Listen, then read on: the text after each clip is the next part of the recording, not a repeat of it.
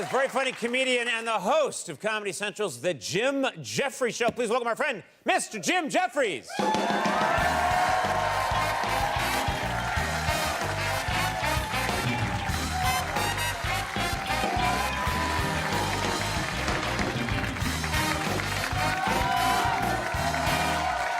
right. Good to see you, Jim. Thanks for having me. Jim, we have something to talk about right away, which is 2 weeks ago. You were supposed to appear on the show. But I didn't. And you did not. At the last second, I mean, literally within, like, I think 2.5, 3 hours of us taping the show. It was about 3 hours, but I couldn't come to the show. I had some issues. You had some issues, and that never happens, you know.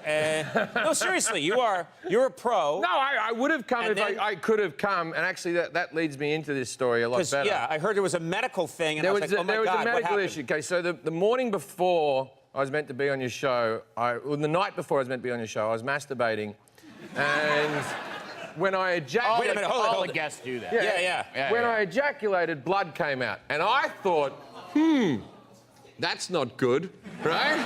And then Wait a minute, just hold on a second. You can't just launch into this. There's blood shot out. This is horrifying. What do you mean? I was Jackson Pollock painting something. It was just blood just shot out of the end of my penis. And I remember being concerned, but I had to get up early in the morning to do my show, so I was like, I better sleep. Stressful sleep, right?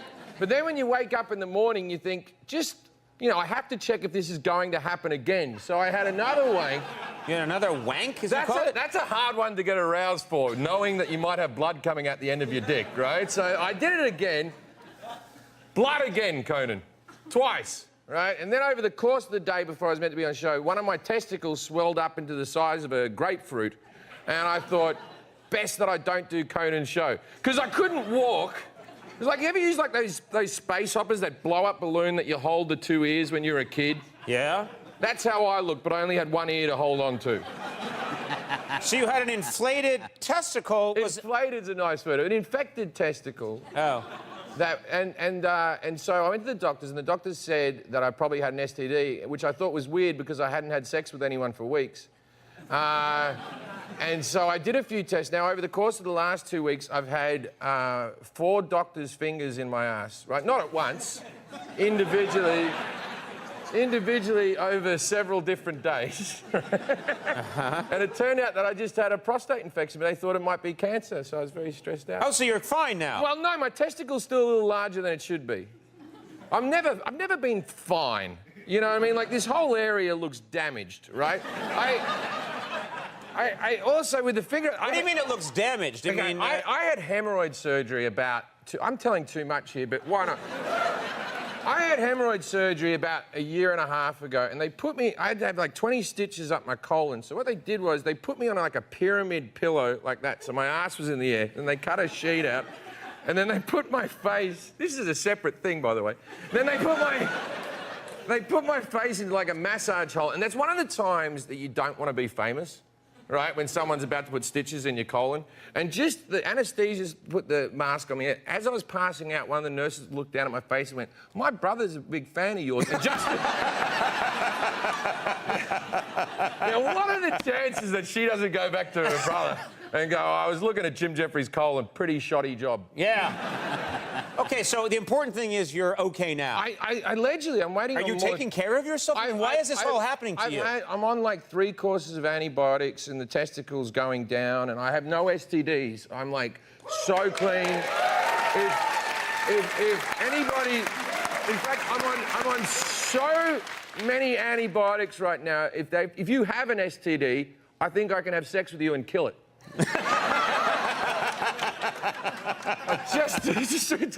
This is your great line when you go to a bar. It's a great pickup line. I can cure you. I've been worried about you because this is... Yeah. I'm the Marie Curie of the class. I worry about you. Oh, I worry you live kind of... I mean, I think you burn the candles at both ends. Look, I do a lot of stand-up, and I'm a drinker, and You enjoy a good time. I take drugs and whatnot, yeah. Not constantly. I'm also a father and all that type of stuff, so I try to act responsible Thursday to Saturday. You couldn't even say it. I try to act responsibility. Try to act responsibility. Which means you don't at all. Here's what I'm worried about, Jim, and I'm concerned about it, is that this is a real article. This is not a joke. This is a real article that showed up just before your last scheduled appearance. This was a real thing in Malta today. Australian comic actor Jim Jefferies killed in Malta after car crash. Now, explain how... First of all, the most offensive thing about that is, when I do die, please find a better photo. Yeah, look at that. Like I've got my original teeth in that one. That's horrendous. That's me at a baggage carousel taken by TMZ at LAX when I was talking about Kim Kardashian getting robbed. Yeah. Right? So yeah, please. No, I wasn't in Malta. I didn't die in a car accident. But it turns out there was a guy called Jim Jefferies who died in a car accident.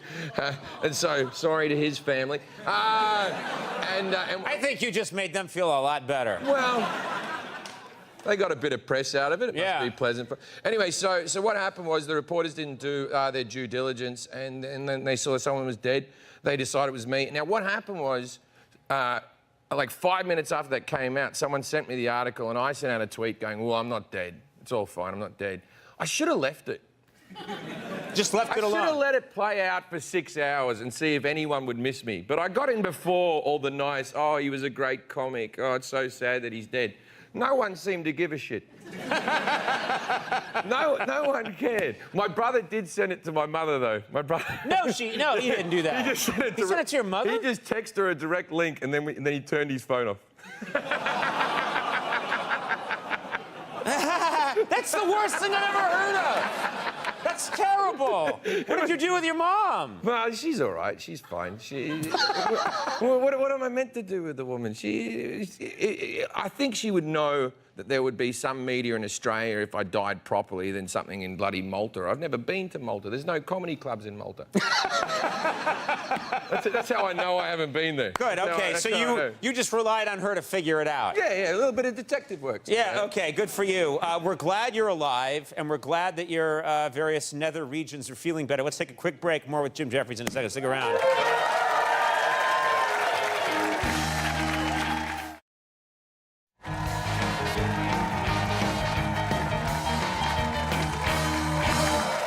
Back, we're sitting here. This is Jim Jefferies. Jim, you were talking about your mom, and I know you like to play pranks. Do you play pranks on your mom ever? I do a little bit. My mother, now that I have money, she likes to try to get that from me.